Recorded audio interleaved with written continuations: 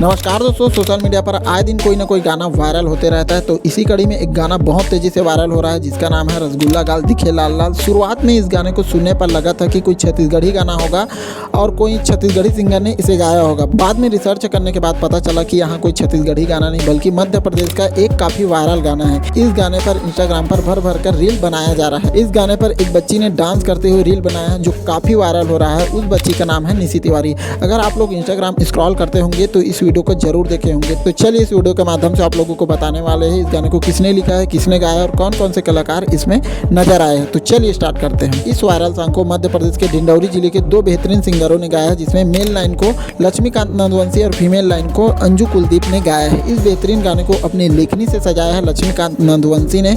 इस गाने को एक्टिंग और दमदार डांस से चार चांद लगाया है जित्तू पड़वार और रानी ने। इस गाने की शूटिंग लोकल गाँव के खेत खलिहान में किया गया है। इस गाने को शिवेंद्र म्यूजिक स्टूडियो पर अपलोड किया है जिसे जाकर आप लोग देख सकते हो।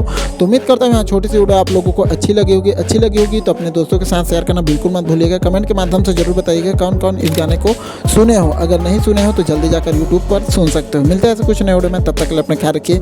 जय हिंद, जय भारत, जय छत्तीसगढ़।